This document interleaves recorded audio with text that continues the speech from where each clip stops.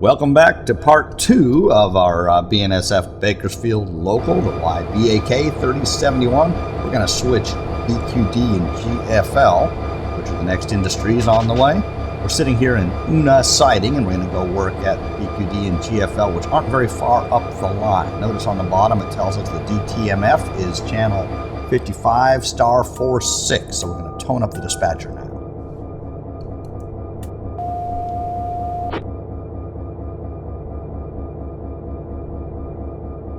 Dispatch, over. Dispatch, this is the ATSF 5698 Bakersfield local northbound here at Una. When you can take me, I'm ready to pull a portion of my train forward and then clear up again at Bakersfield Quality Distribution Center. Over.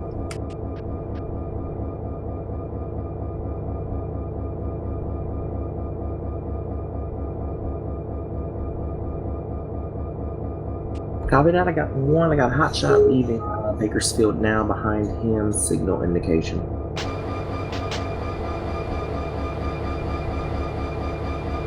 Our conductor sits outside to watch the roll by, checking for any dragging equipment or any other defects they can spot in the train. This hot train has a lot of power on the front end and wastes no time making its way past. We know it's a high priority train because he's got JB Hunt traffic on it, FedEx, he's going to have some UPS and even some piggyback traffic, which is usually the hottest trains on the BNSF line.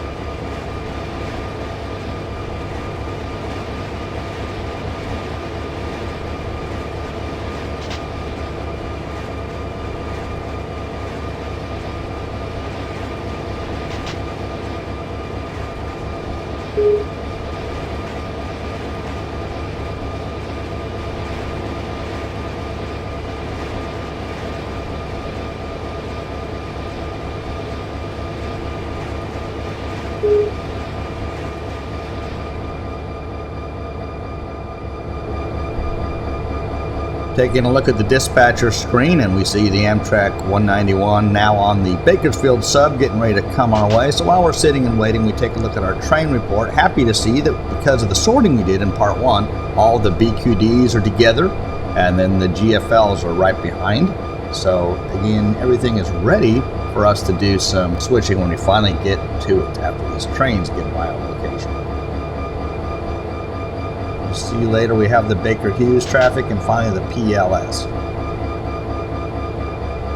And here comes that Amtrak, and he's going to be making some good time as well. I've actually ridden on the San Joaquins. It's kind of a cool train. Gets you through the Central Valley of California, and they do run some single-level cars on them like you see here.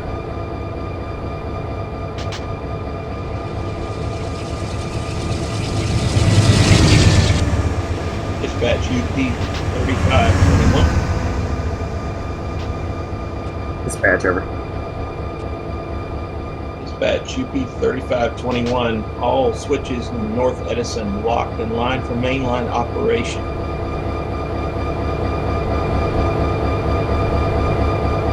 Copy that. All switches between Kern Junction and Sandcut on the number 2 track are line and locked for mainline movement at Edison, over. Affirmative. UP3521 out. Notice that the map shows me what DTMF tone to use to contact the dispatcher. Here it says DTMF *46. So I press *46 to raise the dispatcher. Dispatch, over. Yeah, dispatch, this is the ATSF 5698. I want to report that Amtrak is by North Una, and I'll be looking for a signal if you can take me after him. I'm going to be pulling on him and then backing in to do some work. Copy that. Signal indication. I got you stacked in behind him. Understood. Waiting for a clear block out of North Una. Thank you. ATSF out. I made a little mistake when I was talking to the dispatcher. You may have noticed it when you looked at the map. I said I was at North Una. I'm really at West Una.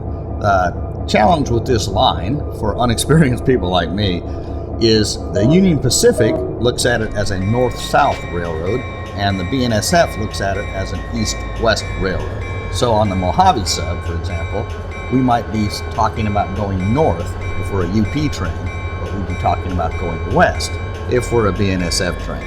And I got a little confused there, but the dispatcher didn't give me a hard time, so I'm grateful for that, and he knew where I was. So anyway, if you're paying close attention, I was sitting at West, W-E-S-T, Una, not North, N-O-R-T-H, Una.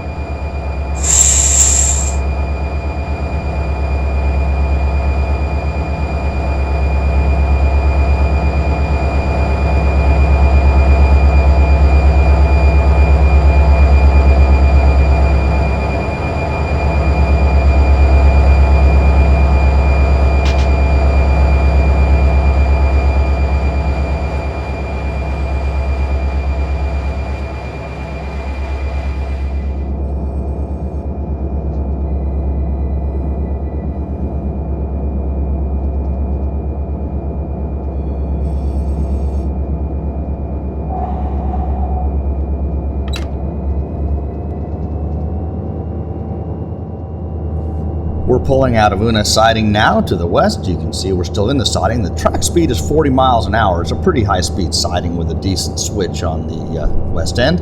And so we notch out a little bit above the 16 miles an hour we're going, but we don't want to go too fast because as you can see, the rail cars on the right, that's where we're going to work. So we are really almost already at our destination. We don't have a long ways to go.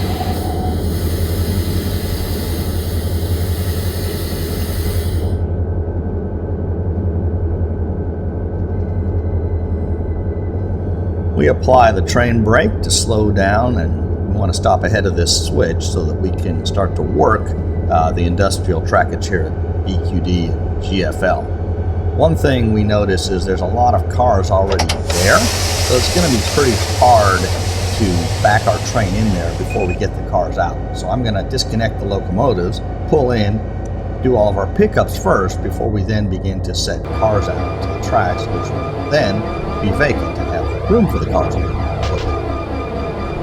We're going to be setting this train on the main line for a little while, so we apply a lot of hand brakes. We don't want the train rolling off somewhere and possibly getting into a wreck with another train.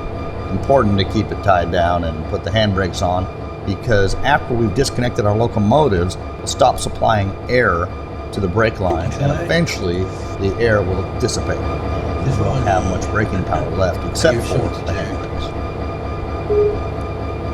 Close the angle cock, open the uncoupling lever, actually pull on the uncoupling bar, railroad terminology, and begin pull forward so we can throw the switch and back into the industrial spurs and do our work.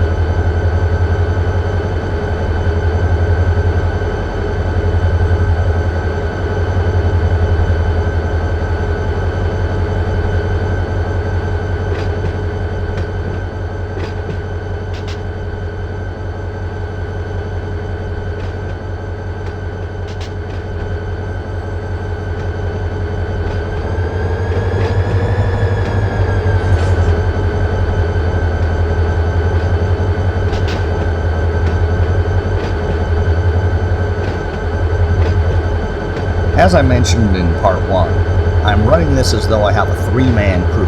So right now my conductor is on the ground. He will throw the switch. I've got a brakeman riding the rear locomotive, and the engineer is in the cab. Conductor throws the switch and climbs on the locomotive and lets the engineer know it's time to make a reverse move into the industrial silence.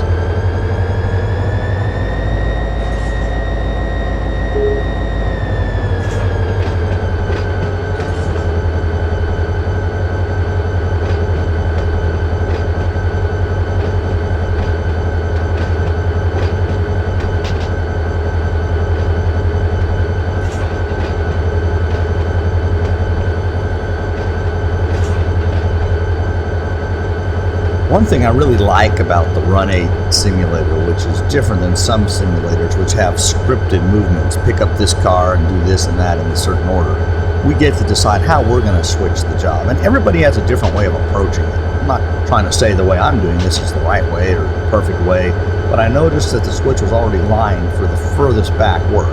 And I just like to pull the cars as far back as I can and then go ahead and work on cars that are closer.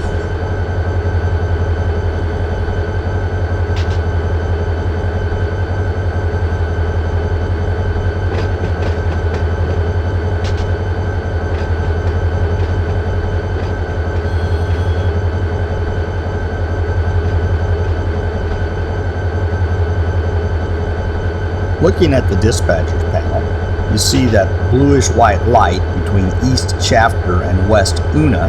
That means that we have a switch open on the main line. The dispatcher also knows we have a switch open on the main line, so he can't send trains through it.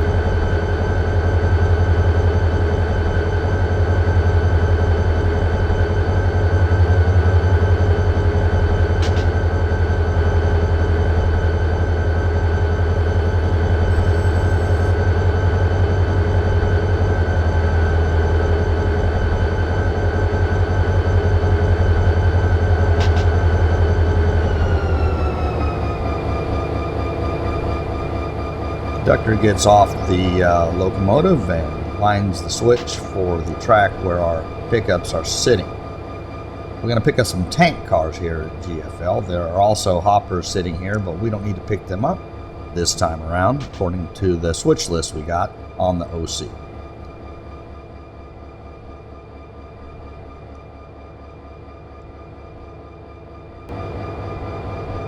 We double check the switch list from the OC and we see that we've got to pick up one empty tank at GFL. There I am highlighting it. Going to click on the GFL and that'll show us a picture of what the spur looks like. Notice the tank cars are on the left in the picture, and then there's 2 rows of hopper cars. That just confirms for me where my pickups are and where I'm supposed to set cars out to. Real locomotive engineer would have an employee timetable or something similar, and it would show him where all the switches are, where the different industry tracks are, and what goes where. So this is Run 8's version, or actually it comes from the OC, showing us where everything is.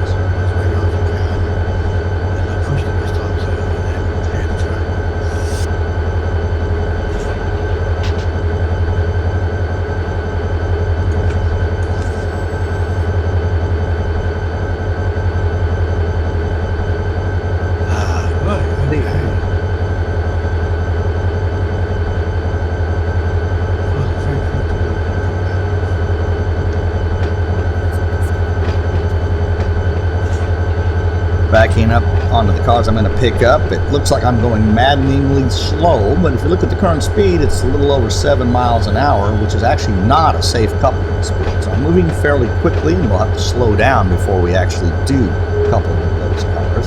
That's the thing about railroading. You're moving heavy equipment, and inertia plays a big role, so you have to be careful about your movements and think ahead.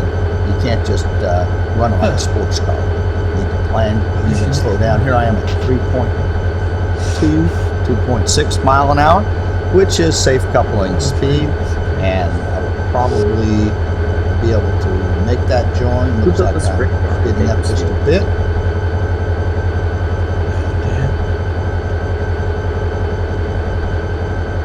Just when somebody has the 2 dead tow units in the middle of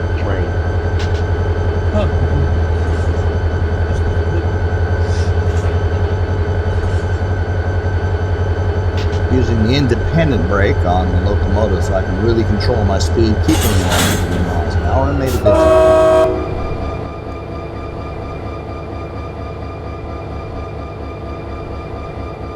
Releasing the handbrake so we can begin to pull this car, and we need to check the angle cock on the rear. We don't know if it was left in the open or closed position. We don't want to apply air when it's open. Now that we know the position of the angle cock is closed, go ahead and start to apply air to that car, which will cause the brakes to be pumped up.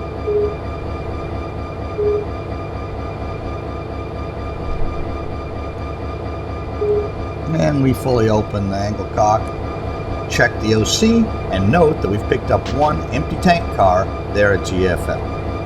Confirming the pickup, time to go ahead and pull them forward and do the next set of pickups over there. BQD.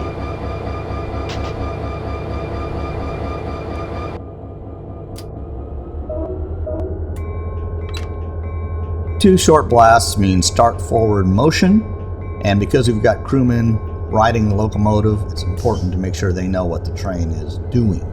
We look at our speedometer, want to keep it under 15 miles an hour, which we are doing. The speed limit within this industrial trackage is 15.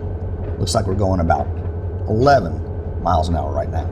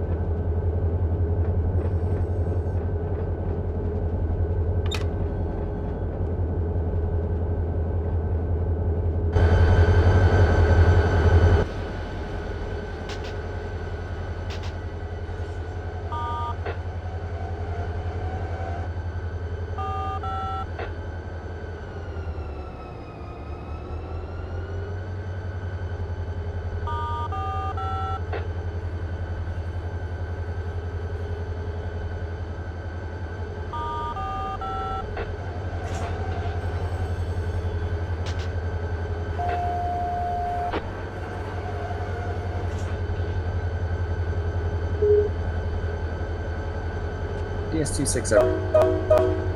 1135.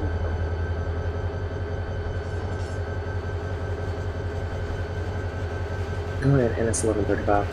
Okay, we're going in Angola. We're gonna be in the van there.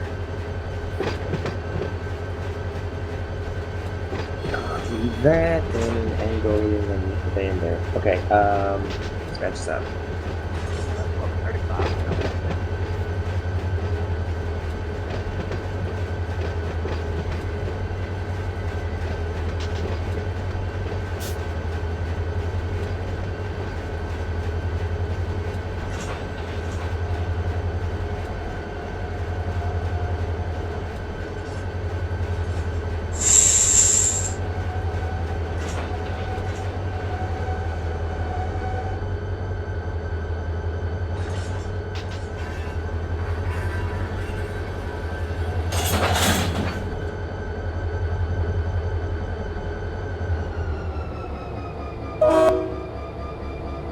A single blast of the horn means that the throttle is at idle, the reverser is centered, and the brakes are set.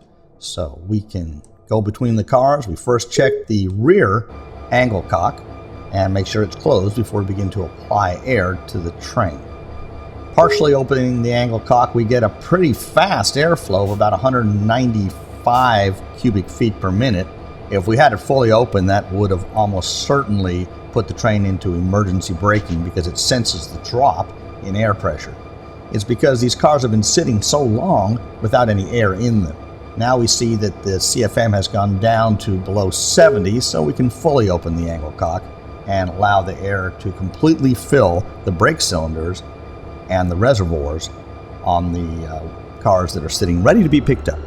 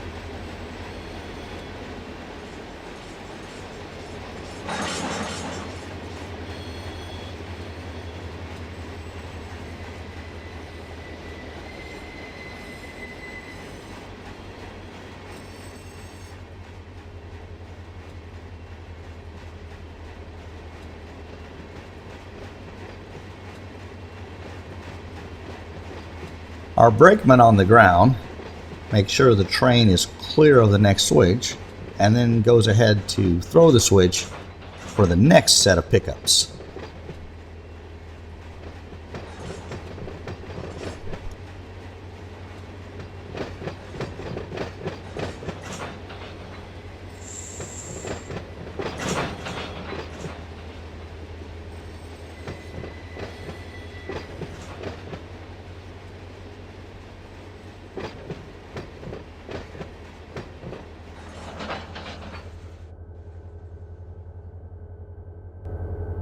We go back to the OC and indicate that we've picked up the 12 empty 2-bay covered hoppers, and now we've got full-size covered hoppers to pick up, 50 footers.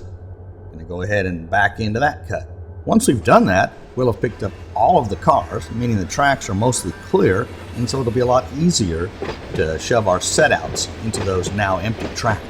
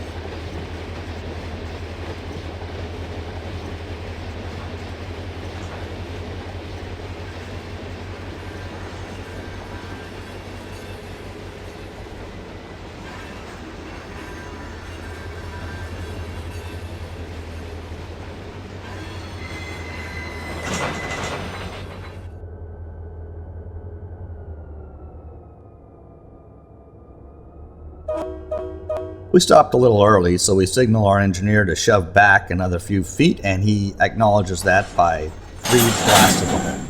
And we've made a good job.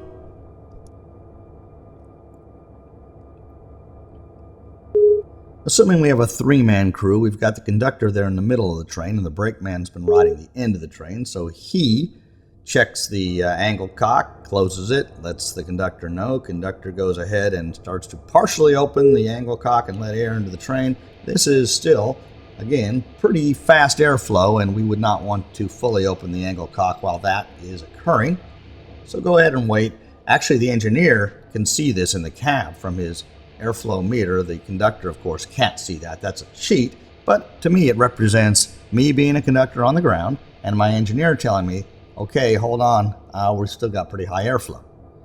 He may even call out what the airflow is. We're down to 97 cubic feet per minute. When he hits about 70 or it stabilizes, we'll fully open the angle cock, and that will allow the train brake pipe to fully pressurize.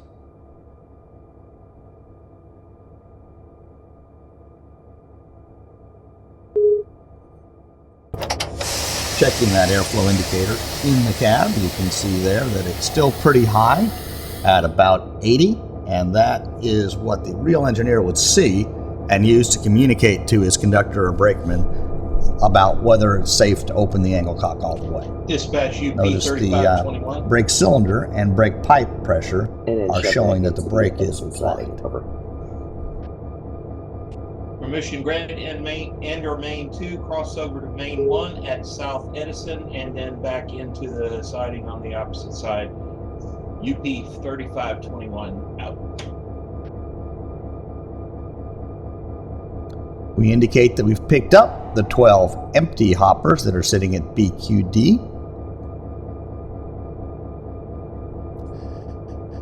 We're working there at BQD and GFL. And confirm the pickup.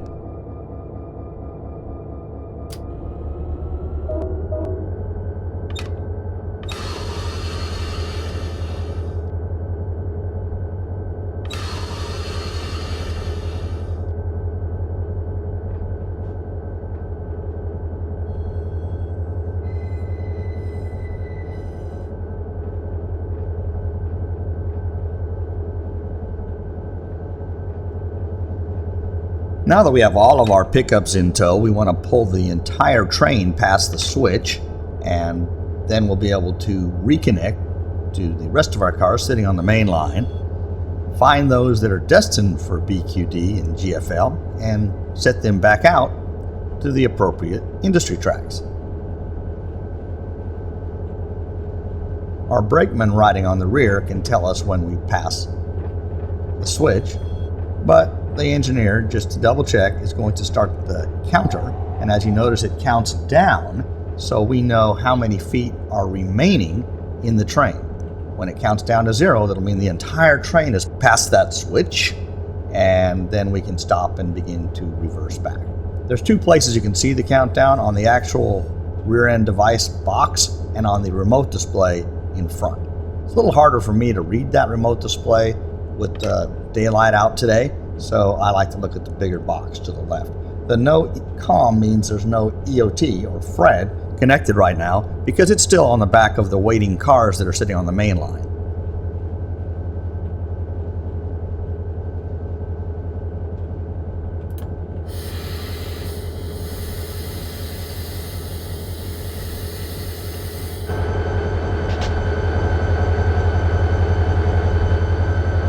The conductor, who is now riding in the cab, notices that we pass the switch into our next work area, and it's also the switch that's going to allow us to clear our train off the main line. So he gets out to throw that switch, but we stopped a little too late, so we need to back that train up just short of the points so the conductor can throw the switch. All right, looks like we're clear. Stop whenever you can. Throw that switch, and now when we pull forward, we'll start to pull off the main line. Not that important right now, but once we get a hold of our entire train, we don't want to go further up the main line. We want to pull into this little yard that's just up ahead so that we can clear the main line and other trains can go by. The dispatcher will be very upset with us if we sit there and occupy the main line the whole time. He's also trying to run other trains. Notice that the footage countdown resumes from where we left off. You don't have to restart it. It just stopped counting when we stopped the train, and it continues to count as we continue to move forward, and that way we will know when the entire train has passed the switch into the BQD GFL trackage that will allow us to reverse back onto the main line. With it back to 0, we know that it's safe to stop.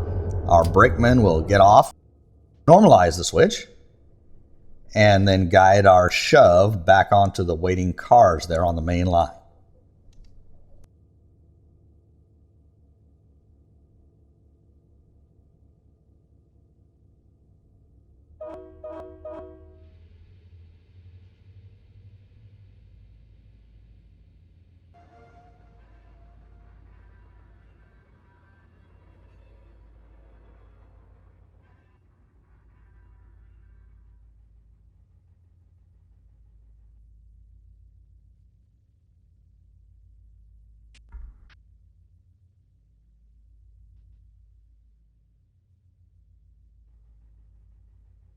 The brakeman wants to get into a position where he can see the train coming and see the cars that they're going to couple onto, so he can really judge the distance and communicate to the engineer how close he is, and the engineer can regulate the train's speed accordingly. We double check that this car is in fact going to BQD. These cars being shoved now are pickups. They're going to places like Richmond, California, San Diego, and even Tulsa, near where I live. They will be taken to a yard and taken outbound on other through trains.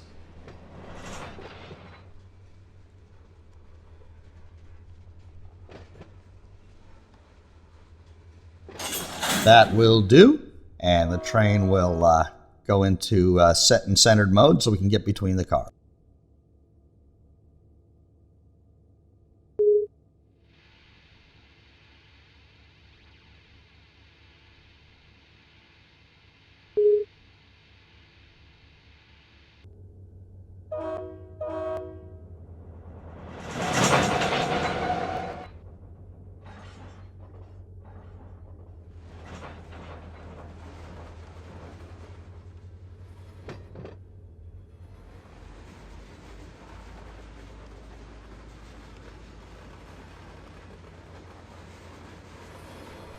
The brakeman now watches the train pull by, wants to make sure that we are getting all of the cars bound for BQD and GFL, so we watch the tags on the cars.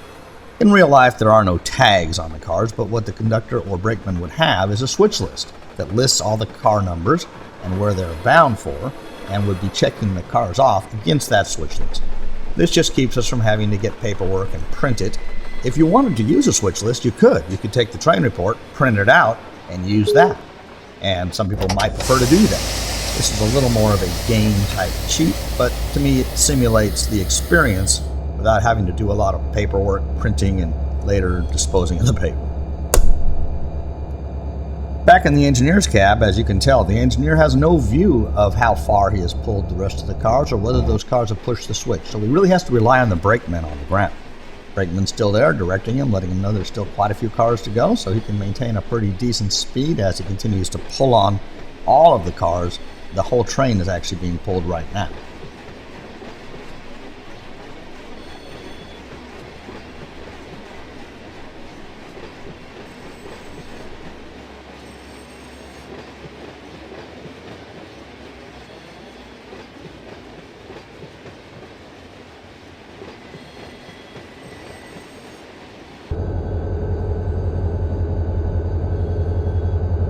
The conductor wants to make sure that that switch up ahead is lined for the train's movement, so he's going to run up ahead there and check that out.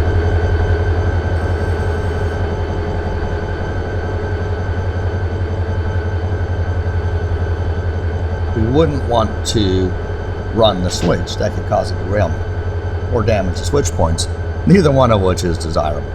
Notice the hopper cars sitting here. Those are cars at Baker-Hughes, BHS, that we'll be picking up later. Looks like the switch is set properly for our movement. It's set for a diverging move, so we're safe to continue pulling on the cars. Here comes the larger hoppers, 3-bay hoppers.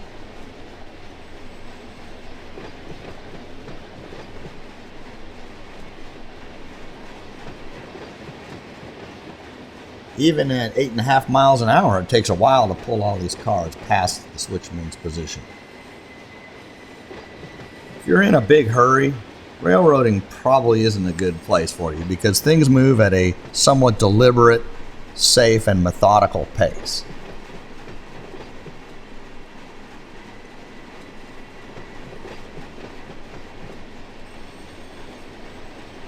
Here come our GFL cars. They're not as bright red as the hoppers, meaning they are loaded but not as heavily loaded. I think there's 3 of these coming. Yes, then comes a hopper for Baker-Hughes, which is empty, so we want to stop the train before it goes past the switch. Our brakeman tells the engineer to come to a stop, and he applies the brakes, and hopefully we'll come to a stop before that switch. It looks like he is going to do it.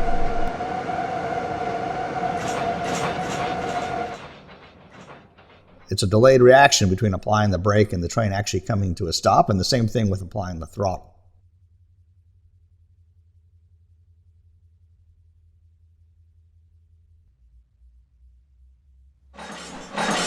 we have to push back for the pin, let the pin drop so that we can get in between and open the coupler. We did. Pulled the uncoupling bar. We need to close that angle cock, and then off we go.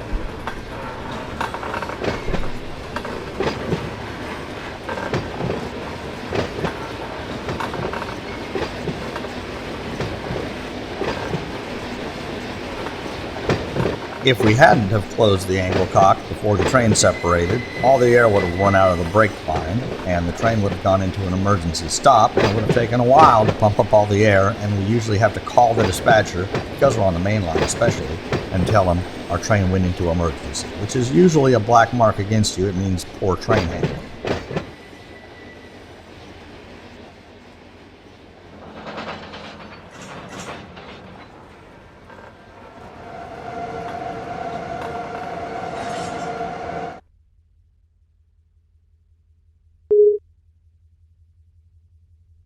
After the train comes to a safety stop, our brakeman gets on the rear again to protect the shove, and we will need to line some switches because if I recall, they are set for BQD, and our first set out will be way in the back at GFL. It's those tank cars, because that's the way the train was blocked.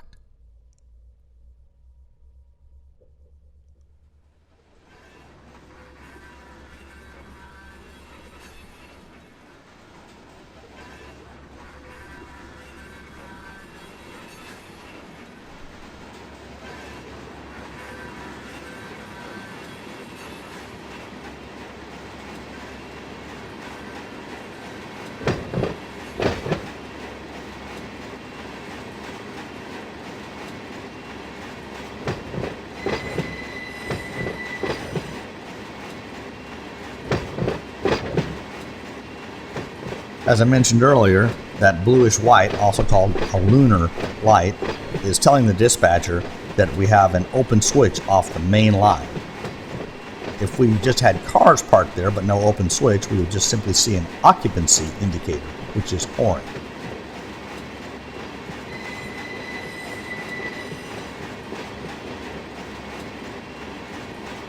I need to make a note for the people who really know a lot about dispatching and train operation that the screen we just saw is built into Run 8. And while it looks a little bit like an old-style CTC panel, it is not the kind of panel that a dispatcher would see in a modern dispatching plant. So while I tell you about the yellow and the lunar colors and those kinds of things, if you were working at the real railroad, that is not what you would see. There is another program out, it's called TS-CAD, which is a more prototypical dispatcher display. In other words, more similar to what a dispatcher at a Class 1 railroad would really be using.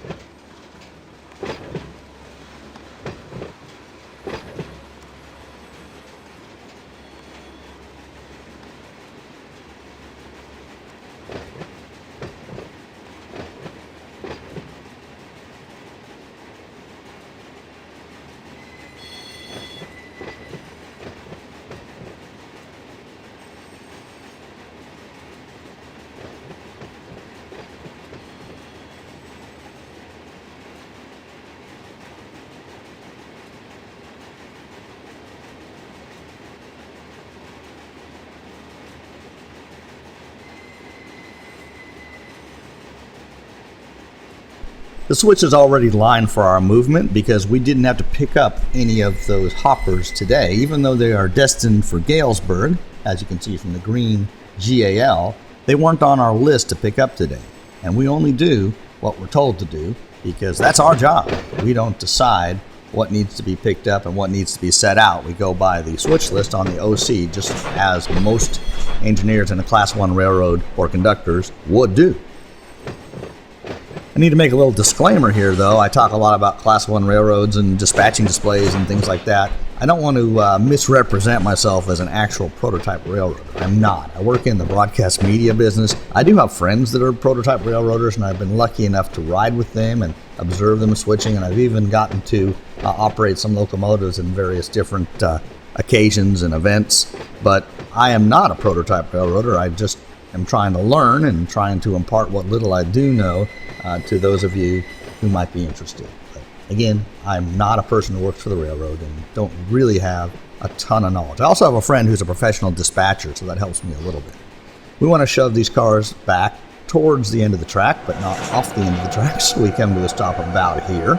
And that should work. Since we've only got 3 cars, there's plenty of room for them to connect up to these tanks and unload.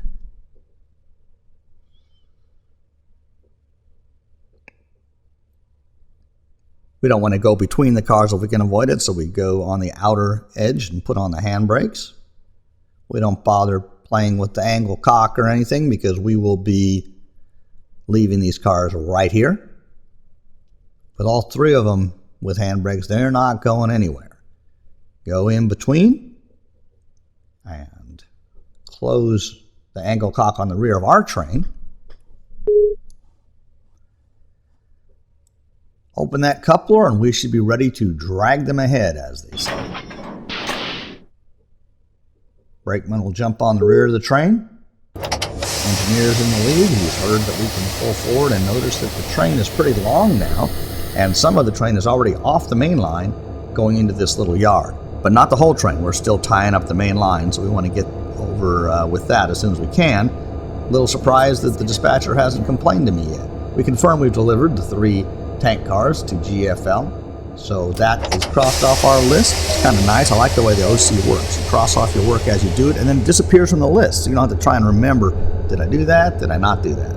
Again, a great little tool for people who want to learn about railroading and operate in a realistic manner, but not completely realistic to the point that it gets a little tedious. We're having trouble pulling on this train. It's actually pretty heavy, going uphill. It's a little bit of a grade. We've had to put the sanders on, and we're up in about notch 3 on the throttle. Look at the amperage. It's in the green, not yet in the red, but pretty high in the green, and yet we have like 1 mile an hour, I think, registering on that speedometer. We are not making any time. There we are, starting to gain a little speed. Part of the problem is the airflow. Look at that gauge. We had used the brake, and we have not had time to pump the air back up in the brake. We are pulling now almost enough amperage to cause the breakers to trip or to cause possible damage to the traction motors, but we are not drawing too much amperage. It's still in the green.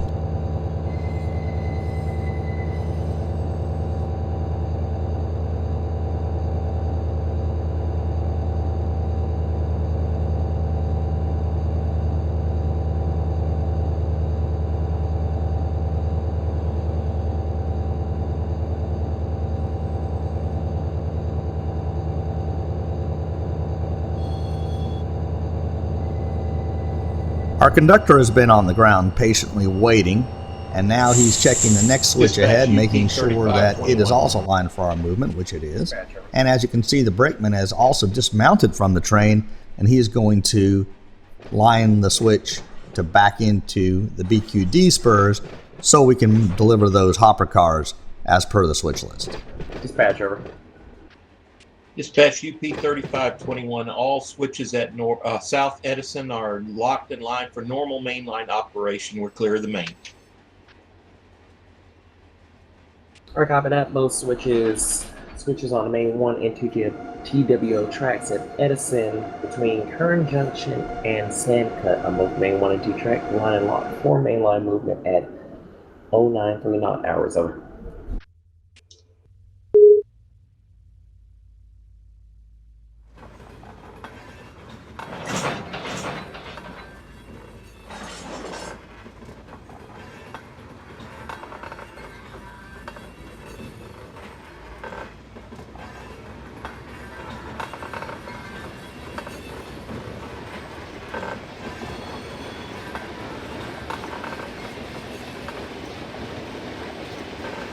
As we pass the cars waiting on the main line, notice that they are going to BHS, Baker-Hughes, and that will be the next place we work.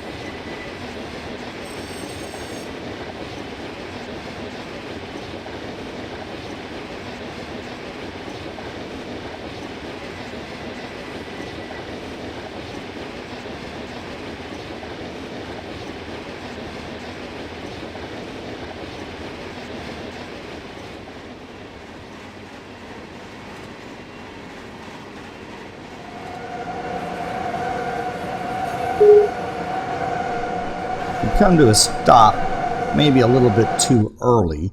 So our brakeman is going to check and make sure that all of the cars that are destined for this spur have actually cleared the switch. Going to take a little bit of a walk. If we had a 4-man crew, that 4th man would be up at this other switch already, probably riding the middle of the train, probably between the 2-bay and 3-bay hoppers. And you could run a 4-man crew. Many railroads do for switch jobs like this, especially when the trains are fairly long or there's a lot of switching.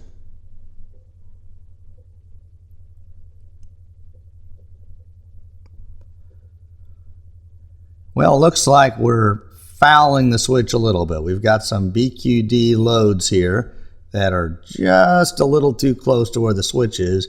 And also that means it'll be a little hard for the customer to unload them. They're not anywhere near the loading area. So we're going to get on the back of the train and have the engineer shove back further, closer to that track bumper at the end of the spur. Switching back and forth, I guess I'm now pretending I do have a 4-man crew, because in reality, of course, nobody could jump between those two positions. Maybe my conductor is helping me here. Something to think about, though, whether you're a model railroader or doing a train simulator, it helps to think, where would the people be? They can't fly around. They don't have a helicopter. You got to think about that. It just adds a little more challenge and realism to the whole experience.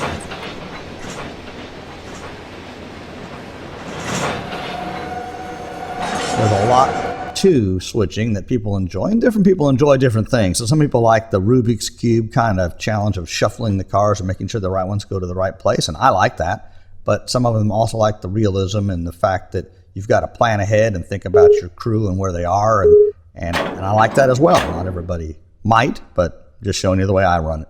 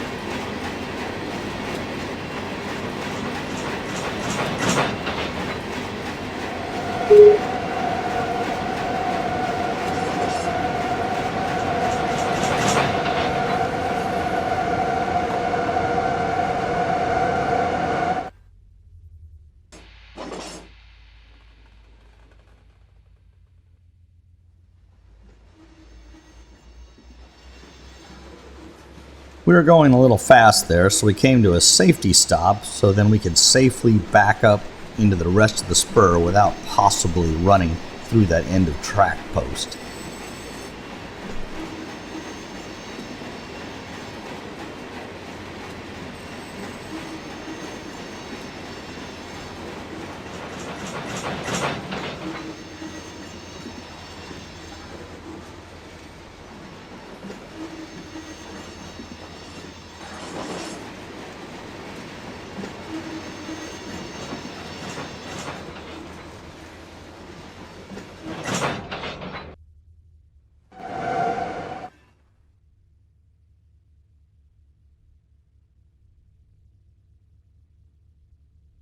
Setting up those handbrakes again so that the cars don't go anywhere after we disconnect from them and the air has finally dissipated from the brake line. Notice we got some cars for Richmond, California, and they've got the green, they're empty, they've got the green RIC, but these cars that are loaded going for BQD, I'm going to put some more handbrakes on. They're being set out here. I clicked on each car because it was a little hard for me to tell which one was going where, but by reading the pop-up there, you can see it tells you exactly where each car is going.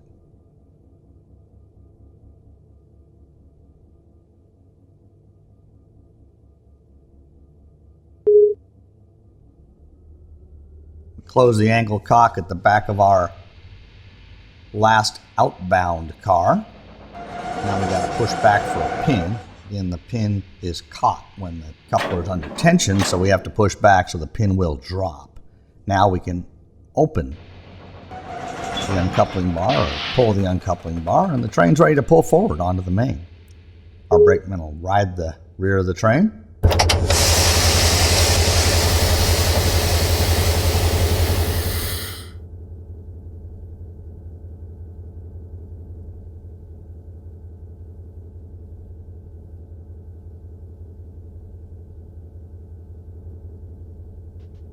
Deciding it's safer to get on the outside of the car than on the inside. And we're going to indicate that we have, in fact, completed our deliveries. Double checking the picture and showing where the 2-bay cars and the 4-bay cars go. We did set them out to the correct tracks, so we're going to indicate that we've delivered the 22 loaded 2-bay hopper cars.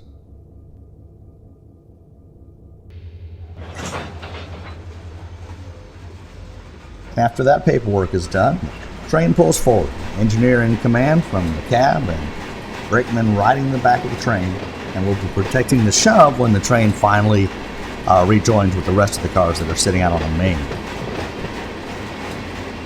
If there were a lot of traffic on the Bakersfield subdivision, we would have needed to have cleared up on the main line sooner. There was a way we could have done it. We could have gone into that little yard up ahead where we're going to end up tying up the train. Looking back, I probably should have done that. So again, I don't want anybody to think that I've pre-planned every move of this thing or that I know exactly the right way to do everything, because I don't. I'm just like anybody else.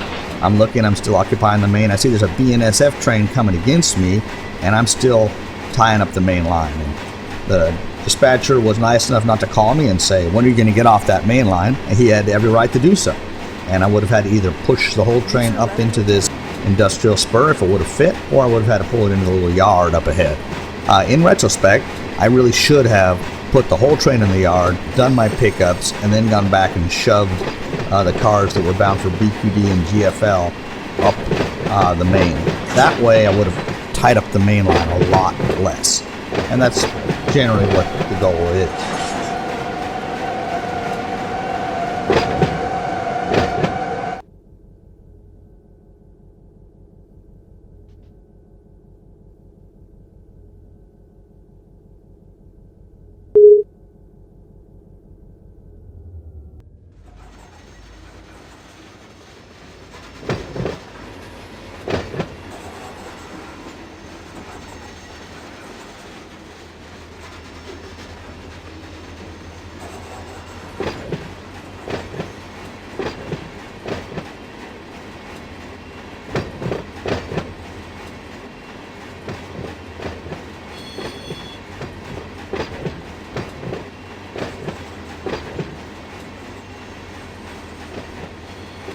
Coming back upon that train at a pretty safe speed. We've got to reduce speed further so we get down to 3 miles an hour or less to actually make the join. Looks like we're at a safe coupling speed now. And we come to the stop a little soon. It's often hard to exactly judge it, but that's good. It lets our brakemen dismount from the train and watch the join. They often call that a safety stop, stopping before the actual join is made. Make sure that the coupler knuckle on the car that we're coupling to is still open, so we don't damage any knuckles by jamming them together, that kind of thing. Here we are, still keeping a good speed. It's easier to control the speed if you're shoving than if you're braking. And there we go.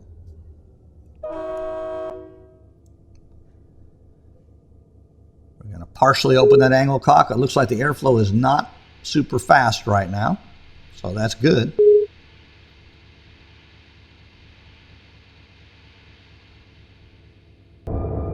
Looking at the brake pressure on the locomotive and looking at the airflow tells us a little different story though. Up at the front of the train we've got what looks like good indications, but we still have a lot of air going to fill up the reservoirs on the rear cars, and that's why I'm having a little trouble pulling on this train as we pull into this little yard where we're going to clear up at the end of this part 2.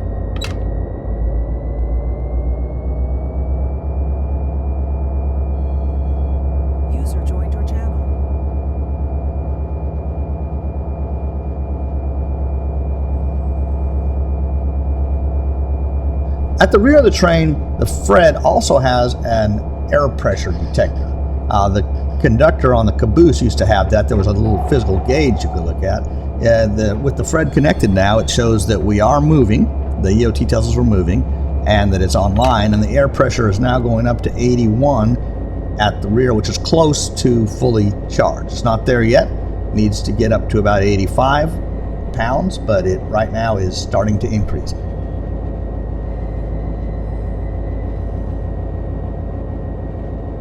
There's where we just left.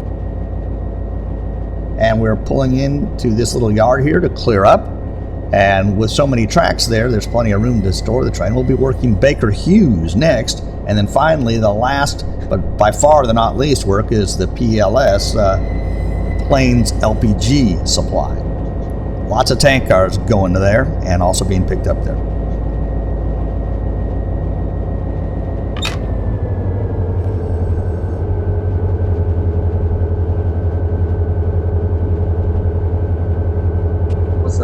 Make sure this switch is lined for our normal movement. We don't want to take the diverging route right now over all those other switches. We're going to drop the whole train on the longer spur. It looks like it is not lined for our movement. Being the brake pipe pressure, 83 pounds. So we're going to jump out, or our conductor will jump out and line the switch ahead of us to take the through route or normal route. The switch being thrown straight is usually called a switch in the normal position, and the switch being thrown for the other path is called the verging position.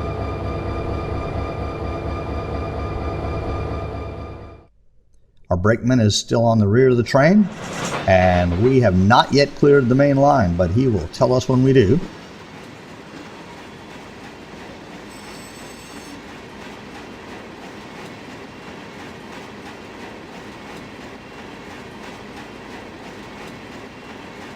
User joined your channel.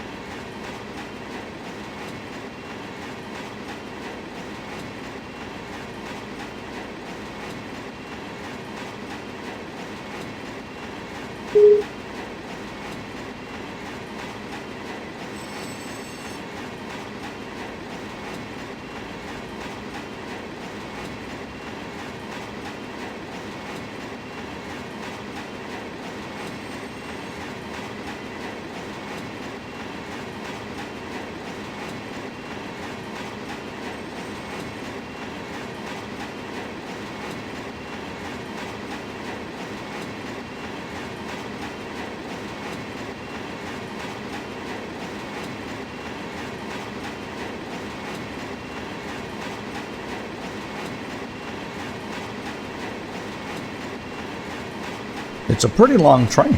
As you can see, we still haven't passed the switch that goes into the BQD and GFL spur, much less the switch that separates from the main line.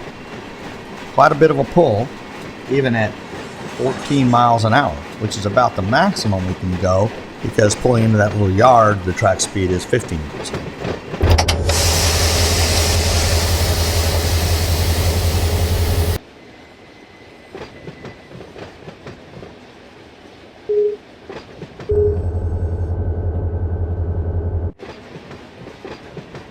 Our brakeman is now at the switch into the yard, and he's going to wait until our train clears the main, and he's going to line the switch for straight through mainline movement, which will mean that we can call the dispatcher and tell them, hey, we're off the main line. And usually they're pretty glad to hear that.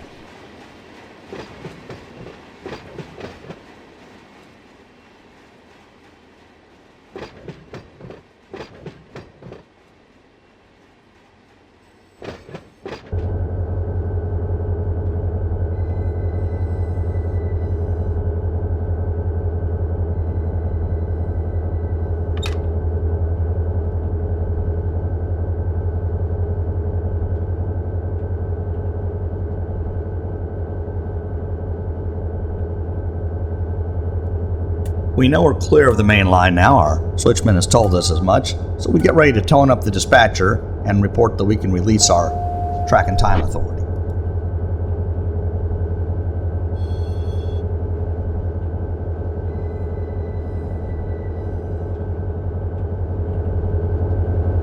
Dispatcher. Dispatcher, this is the ATSF 5698 North, ready to give back my track and time authority between East EAST Shafter and West WEST Una. Over.